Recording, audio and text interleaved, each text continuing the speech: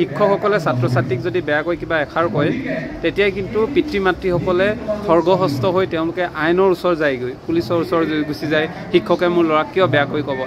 আজি শিক্ষক দিৱসৰ পবিত্ৰ ক্ষণত প্ৰতিজন শিক্ষাগুৰুলৈ শ্ৰদ্ধা জনাইছোঁ আৰু আমি পিতৃ মাতৃসকলকো বিশেষ এটা কথা ক'ব বিচাৰিছোঁ। আৰু মোৰ সৈতে সতীৰ্থ দীপক চেত্ৰী আছে আৰু আমি আজি এতিয়া বেদ একাডেমীত আছোঁ। ইয়াত শিক্ষক দিৱস অতি সুন্দৰকৈ উদযাপন কৰা হৈছে। কিন্তু এতিয়া আমি দেখিবলৈ পাওঁ শিক্ষকসকলে ছাত্ৰ ছাত্ৰীক যদি বেয়াকৈ কিবা এষাৰ কয় তেতিয়াই কিন্তু পিতৃ মাতৃসকলে খৰ্গহস্ত হৈ তেওঁলোকে আইনৰ ওচৰ যায়গৈ, পুলিচৰ ওচৰ গুচি যায়, শিক্ষকে মোৰ ল'ৰাক কিয় বেয়াকৈ ক'ব। আগত আমাক শিক্ষাগুৰুসকলে বেয়া কাম কৰাৰ বাবে ইমানেই পিটিছিলে নহয়, আৰু সেই পিটন খাই আজিৰ পৰ্যন্ত আমি কোনোবাখিনিত সেই ভুলবোৰৰ পৰা আঁতৰি আহিলোঁ, হয়নে?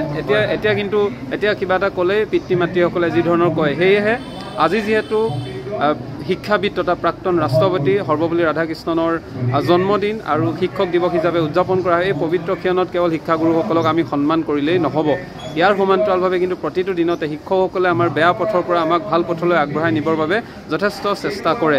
তেনেস্থলত আমি যদি তেওঁলোকৰ কথা শুনিবলৈ বেয়া পাওঁ, পিতৃ মাতৃসকলেও যদি তেওঁলোকৰ কথা অগ্ৰাহ্য কৰে, এইটো কিন্তু আটাইতকৈ বেয়া কথা। সেয়ে আমি ভাবোঁ বৰ্তমানত শিক্ষকেও যদি ল'ৰা ছোৱালীক কিবা বেয়াকৈ কয় তেওঁলোকক ভাল হোৱাৰ ভাবিয়ে কয়। সেয়েহে আজিৰ দিনটোতে কেৱল সন্মান জনালে নহ'ব, প্ৰতিটো দিনতে কিন্তু সন্মান জনাব লাগিব। কি কয় দীপক দা, কি কয়? এইটোৱে ন? অঁ, এই কথাখিনি আমি চবেই আচলতে পিতৃ মাতৃসকলে, ছাত্ৰ ছাত্ৰীসকলে পিতৃ মাতৃসকলে অনুধাৱন কৰা উচিত। আজি আমি হয় দুখ দিলে নহ'ব। আমাৰ এতিয়া এনেকুৱা দেখোঁ কিবা এটা ল'ৰা ছোৱালীক বেয়াকৈ ক'লে শিক্ষকসকলকে বেয়াকৈ কয় বা কথা শুনাই বা পুলিচৰ ওচৰলৈ যোৱা দেখা যায়। এই বস্তুবোৰ মানে ছাত্ৰজনে জনাকে শিক্ষকজনক মানে বেয়া ব্যৱহাৰ কৰিব নালাগে। ছাত্ৰজনে নজনাকে ক'বগৈ লাগে। এতিয়া আমাৰ মানে বেয়াকৈ যদি কৰে তেতিয়া মানে আমি দেখিলোঁ ছাত্ৰজনক মুখাগত ক'লে ছাত্ৰজনে সেই কামটো কৰিব কাৰণে আৰু উৎসাহ পায়। বেয়া কামটো কৰিব। এটা সময় আছিল শিক্ষকক দেখাৰ লগে লগে ছাত্ৰ ছাত্ৰীসকলে চাইকেলৰ পৰা নামি দিয়ে, ইমানেই সন্মান কৰিছিলে।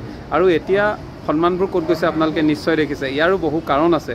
আৰু তাৰ সমান্তৰালভাৱে যদিও কোনোবা শিক্ষকে ল'ৰাটোক বেয়াকৈ মাৰিছে বা বেয়া কিবা এটা কৈছে, কিন্তু সেই পিতৃ মাতৃয়ে ল'ৰাজনৰ আগতে শিক্ষকৰ কথা বেয়াকৈ ক'ব নালাগে। তেতিয়া তেনেস্থলত কিন্তু সন্মানবোৰ কোনোবাখিনিত লাঘৱ হৈ যেন অনুভৱ হয়।